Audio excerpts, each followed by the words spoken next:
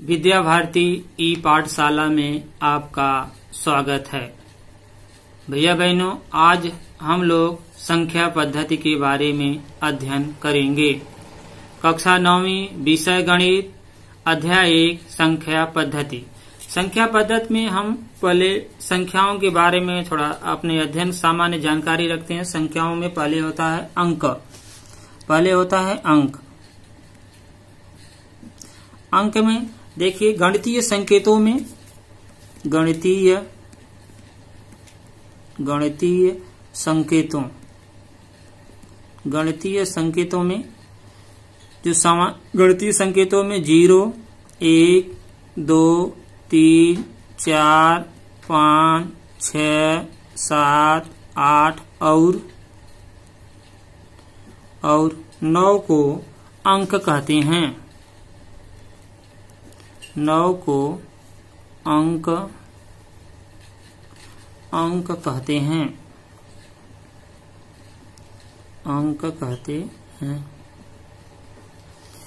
अंक का शाब्दिक अर्थ होता है अंक का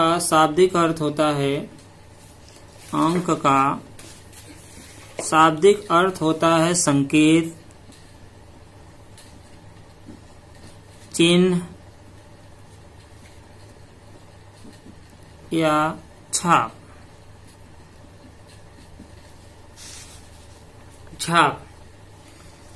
इसी अंकों से मिलकर संख्याएं बनती हैं। जो अंकों का जो समूह होता है उससे संख्याएं बनती है। जो संख्याएं अंकों से तो संख्या अंकों का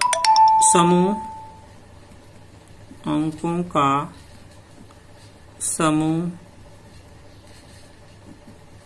संख्या कहलाता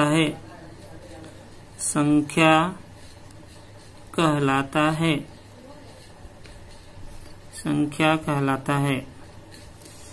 देखिए, जो अब इसमें अंकों में 2 अंकों को लेकर संख्या बना सकते हैं। 2 अंकों में कोई भी 2 ले सकते हैं, 5 और 6, इससे संख्या प्राप्त हो गई। 3 अंकों को ले सकते हैं, जैसे 3 है, 5 है, 7 है, 357 हो गया, इससे संख्या प्राप्त हो गई। और 4 संख्याओं को ले सकते हैं, 4 अंकों को ले सकते हैं जो संख्या प्राप्त हो सकती है। 5 अंकों को ले सकते हैं जो संख्याएं प्राप्त हो सकती है। लेकिन अंक भी क्या है? संख्याएं हैं। इसी अंकों को मिलाकर हम संख्या प्राप्त कर सकते हैं।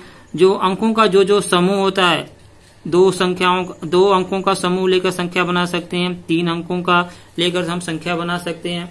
इसी प्रकार हम संख्याएं बना सकते हैं। अंकों को भी हम संख्याएं कहते हैं, और जो अंकों का समूह होता है उसे हम संख्या कहते हैं। संख्याएं देखिए कितने प्रकार की होती हैं। देखिए संख्याएं 2 प्रकार की होती हैं। संख्याएं 2 प्रकार की होती हैं। पहले देखिए संख्या होती है वास्तविक संख्या। वास्तविक संख्या। और दूसरा होती है अवास्तविक संख्या। अवास्तविक संख्या या इसी को कहते हैं काल्पनिक संख्याएं। काल्पनिक या अवास्तविक का अर्थ होता है, काल्पनिक संख्याओं का अर्थ होता है कि किसी की कल्पना करना। जैसे √4 होता है, √4 का हम यदि वर्गमूल निकालते हैं तो इसका वर्गमूल नहीं होता, हम इसकी कल्पना कर सकते हैं। तो ये संख्याएं क्या हो गई? काल्पनिक संख्याएं या अवास्तविक संख्याएं। अवास्तविक संख्याएं देखिए 2 प्रकार की होती हैं। वास्तविक संख्याएं कितने प्रकार की होती हैं? 2 प्रकार की होती हैं। जिसमें पहला देखिए होता है परिमेय संख्याएं। परिमेय संख्या। और दूसरा होता है अपरिमेय संख्याएं।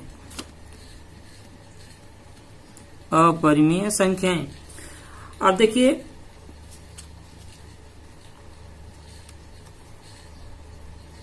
अपरिमेय संख्याएं। वो होती है जिसका हम वर्गमूल, जैसे √2 है, √3 है और √5 है।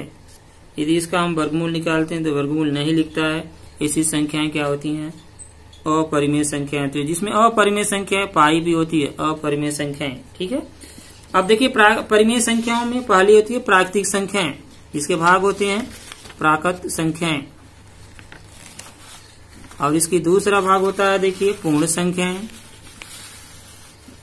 तीसरा पूर्णांक संख्याएं, भाज्य संख्याएं और अभाज्य संख्याएं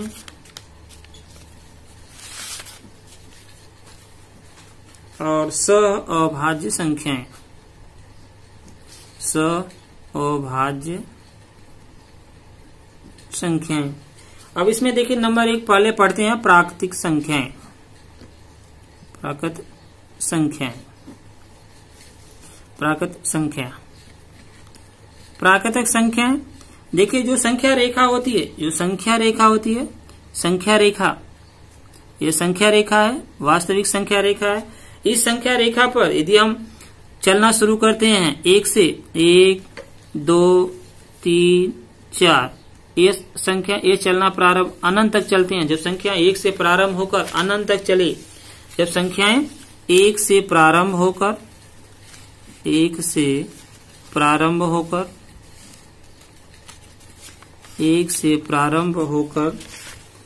संख्या रेखा के दाईं ओर, संख्या रेखा के दाईं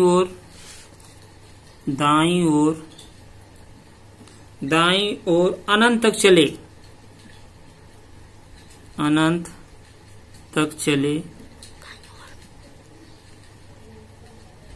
तक चले, ऐसी संख्याओं को प्राकृतिक संख्याएं कहते हैं।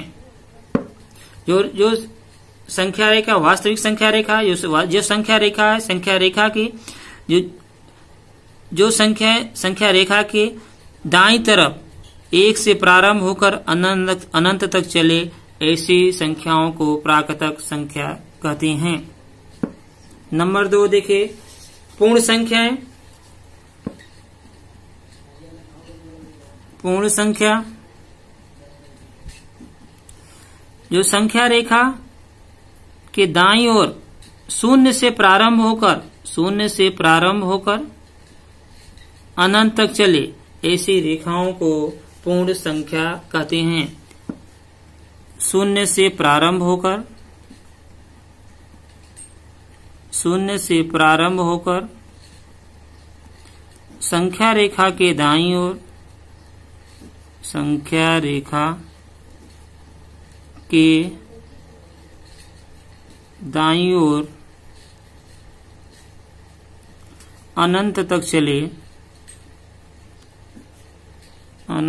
चले, ऐसी रेखाओं को पूर्ण संख्या कहते हैं। इसके बाद अगला देखिए पूर्णांक संख्याएं। पूर्णांक संख्या देखिए पूर्णांक संख्या क्या होती है? जो संख्या रेखा होती है, संख्या रेखा है, इस संख्या रेखा के दोनों तरफ, दाएं तरफ जो 0 से प्रारंभ होकर बीच में देखिए संख्या रेखा के बीच में जो 0 है, 0 के दाएं तरफ वाली संख्याएं धनात्मक और बाईं तरफ वाली संख्याएं क्या होती हैं? ऋणात्मक होती हैं। ऐसी संख्याओं को हम पूर्णांक संख्या कहते हैं। अब देखिए दाईं तरफ 1, 2, 3, 4। अब यही संख्याएं शून्य के बाईं तरफ ऋणात्मक -1, -2, -3 और -4। ये शून्य के देखिए दाईं तरफ धनात्मक और शून्य के बाईं तरफ क्या होता है? ऋणात्मक होता है। ऐसी संख्याओं को हम पूर्णांक संख्याएं कहते हैं। धनात्मक और ऋणात्मक संख्याओं का जो समूह होता है उसी को हम पूर्णांक संख्याएं कहते हैं। धनात्मक और ऋणात्मक, धनात्मक और ऋणात्मक संख्याओं संख्याओं के समूह को संख्याओं के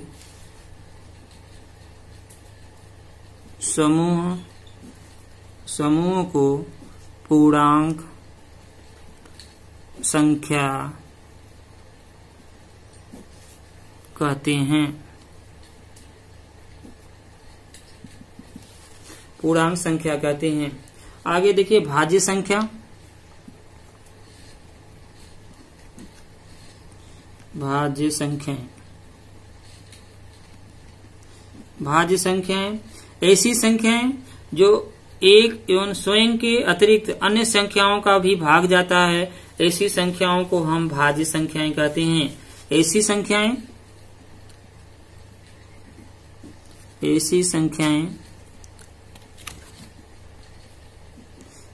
संख्याएं जिनमें एक एवं स्वयं के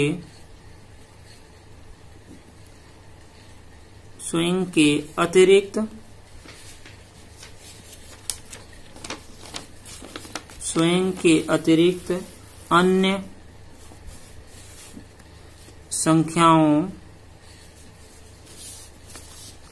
अन्य संख्याओं का भी भाग जाता है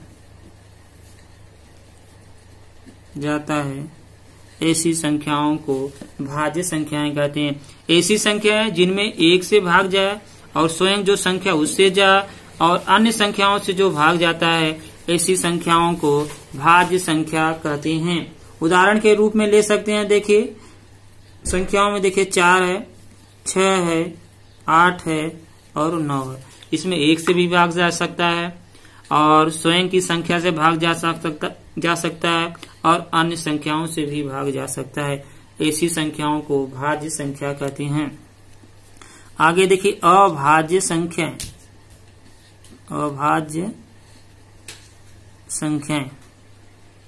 अभाज्य संख्याएं ऐसी संख्याएं जिनमें एक एवं स्वयं के अतिरिक्त अन्य संख्याओं का भी भाग नहीं जाता है, ऐसी संख्याओं को अभाज्य संख्याएं कहते हैं। ऐसी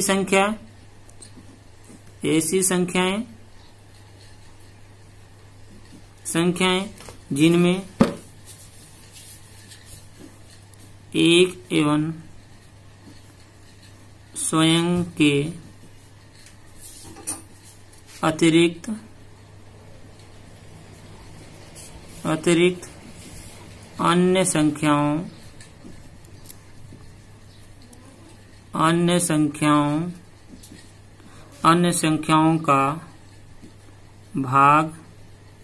अन्य संख्याओं का भाग नहीं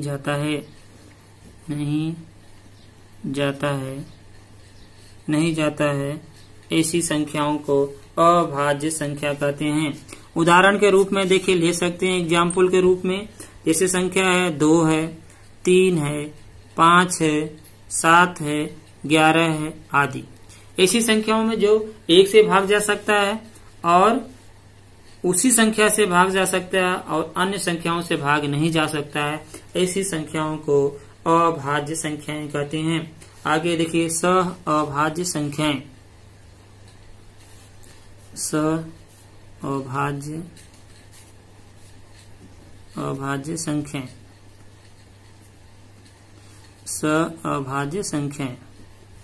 अभाज्य संख्याएं ऐसी 2 या 2 से अधिक संख्याएं जिनका उभयनिष्ठ गुणनफल केवल एक ही हो। ऐसी 2 या 2 से अधिक संख्याएं जिनका उभयनिष्ठ गुणनफल केवल एक ही हो, ऐसी संख्याओं को अभाज्य संख्या कहते हैं। ऐसी 2 या 2 से अधिक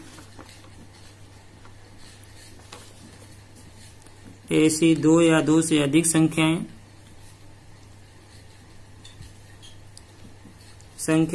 जिनका उभयनिष्ठ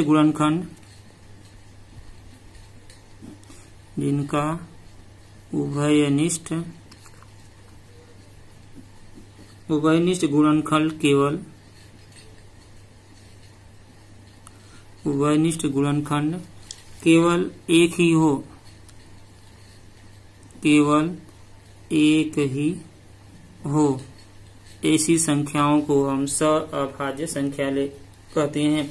जैसे एचसीएफ है, म से किसी संख्या का निकालते हैं एचसीएफ, इसको म से कहते हैं महत्तम समापवर्तक, इसका मान 1 आता है।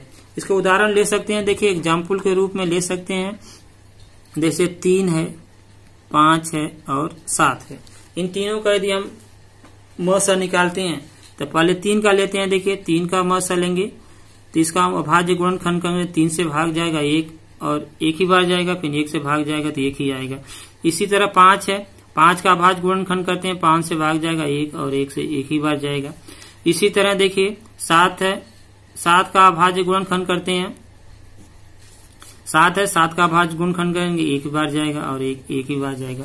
तो जैसे 3 है, 3 का जो अभाज्य गुणनखंड क्या होगा, 3 इंटू 1 होगा।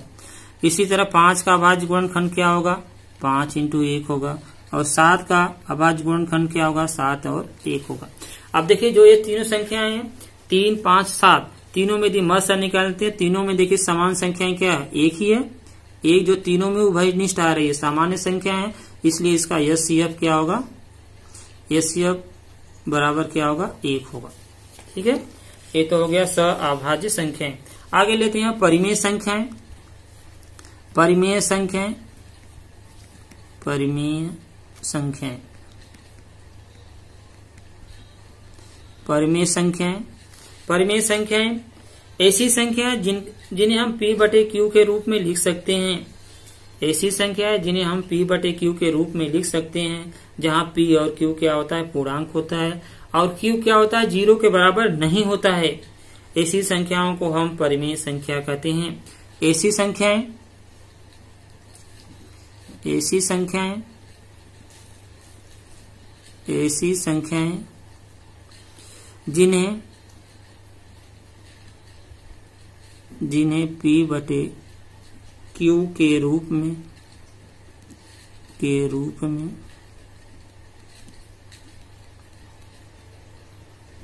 लिख सकते हैं, P/Q के रूप में लिख सकते हैं, लिख सकते हैं, जहां P और Q पूर्णांक संख्या है, पूर्णांक संख्याएं हैं, पूर्णांक संख्याएं हैं, जो Q क्या है, 0 के बराबर नहीं होता है। उदाहरण ले सकते हैं, जैसे कोई संख्या है 2/3, ये संख्याएं क्या हो गई, P/Q के रूप में है, ये संख्या क्या हो गई, परिमेय संख्या है। कोई दूसरा उदाहरण ले सकते, जैसे 5 है, 5 क्या परिमेय संख्या है कि नहीं है, 5 यदि हम 1 लिख देते हैं तो ये संख्या क्या हो गई, परिमेय संख्या हो गई। इसी प्रकार यदि अब यहाँ देखिए Q का मान 0 नहीं होना चाहिए, इसका अर्थ क्या हुआ, यदि कोई संख्या है, जैसे कोई संख्या ले लेते हैं 4, या P का मान हो गया, Q की जगह 0 यदि लिख देते हैं तो इसका मान क्या आता है, अनंत आता है। इसलिए Q का मान जो 0 नहीं होना चाहिए, ऐसी संख्याओं को हम परिमेय संख्या कहते हैं, जो P/Q के रूप में लिखी जा सकती है, P/Q के रूप में लिख सकते हैं। P और Q क्या पूर्णांक संख्याएं हैं, जिसमें Q का मान क्या है, 0 नहीं होना चाहिए। ऐसी संख्याओं को हम परिमेय संख्या कहते हैं। देखिए सभी प्राकृतिक संख्याएं, पूर्ण संख्याएं और पूर्णांक संख्याएं हमेशा परिमेय संख्या होती है। सभी प्राकृतिक संख्याएं, सभी प्राकृतिक संख्याएं, सभी प्राकृतिक संख्याएं, प्राकृतिक संख्याएं, पूर्ण संख्याएं, पूर्ण संख्याएं, पूर्णांक संख्याएं, पूर्णांक संख्याएं, पूर्णांक संख्याएं हमेशा परिमेय संख्या होती हैं, हमेशा परिमेय संख्या होती है, परिमेय संख्या होती है, परिमेय संख्या होती है। अब देखिए इसमें ये है कि सभी प्राकृतिक संख्याएं, सभी प्राकृतिक संख्याएं पूर्ण संख्याएं और पूर्णांक संख्याएं हमेशा क्या होती है, परिमेय संख्याएं होती हैं। परिमेय संख्याएं होती हैं। आवश्यक नहीं है कि परिमेय संख्याएं प्राकृतिक संख्याएं भी हो सकती है, और परिमेय संख्याएं पूर्ण संख्याएं हो सकती है, और परिमेय संख्याएं पूर्णांक संख्याएं हो सकती है। ये आवश्यक नहीं है, लेकिन प्राकृतिक संख्याएं, पूर्ण संख्याएं और पूर्णांक संख्याएं हमेशा परिमेय संख्या होती है। अब अगला बिंदु लेते हैं, देखिए अपरिमेय संख्याएं।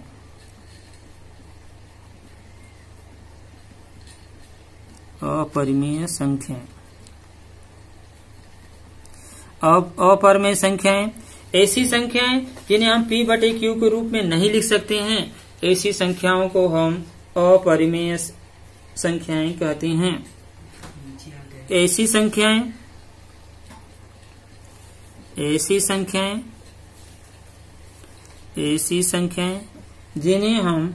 जिन्हें p बटे q के रूप में, जिन्हें p बटे q के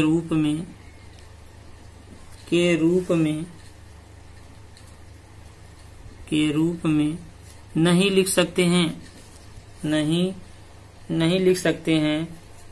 ऐसी संख्या जिन्हें हम p बटे q के रूप में नहीं लिख सकते हैं, ऐसी संख्याओं को हम अपरिमेय संख्या कहते हैं। नहीं लिख सकते हैं, ऐसी संख्याओं को अपरिमेय संख्या कहते हैं। जैसे हम पाई होता है, पाई है, पाई का मान क्या होता है, पाई एक क्या है, अपरिमेय संख्या है। लेकिन यदि पाई का मान यदि हम लिखते हैं 22/7, तो 22/7 क्या हो गया, ये अपरिमेय संख्या हो गई। लेकिन पाई अपरिमेय संख्या और 22/7 क्या हो गया, अपरिमेय संख्या है। इसलिए इसको पाई के बराबर नहीं इस रूप में लिखा जाता है 22/7। और इसके बाद देखिए इसी में ले सकते हैं, इसका जो मान अपरिमेय संख्या में जो अंडर रूट में जो संख्याएं होती हैं, जिसका हम वर्गमूल नहीं निकाल सकते हैं, घनमूल नहीं निकाल सकते हैं, ऐसी संख्याएं क्या होती हैं, अपरिमेय संख्या होती है। जहां पर यक्ष क्या होगा, देखिए यक्ष पूर्ण वर्ग नहीं होगा, पूर्ण वर्ग नहीं है, पूर्ण वर्ग नहीं है। इसका उदाहरण ले सकते हैं, √2 है, √3 है और √5 है। ये सब संख्याएं क्या होती हैं, अपरिमेय संख्याएं होती हैं। अभी हम लोग पढ़े हैं संख्याओं के विषय में, पहले अंक और संख्या क्या होती है, फिर संख्याएं कितने प्रकार की होती है, 2 प्रकार की, वास्तविक और काल्पनिक। और वास्तविक संख्याएं 2 प्रकार की, परिमेय संख्या, अपरिमेय संख्याएं। और परिमेय संख्याओं में प्राकृत संख्या, पूर्ण संख्या, पूर्णांक संख्या, भाज्य संख्या, अभाज्य संख्या और सअभाज्य संख्या हम लोग पढ़े हैं। अगले वीडियो में हम लोग प्रश्नावली 1.1 के बारे में अध्ययन करेंगे।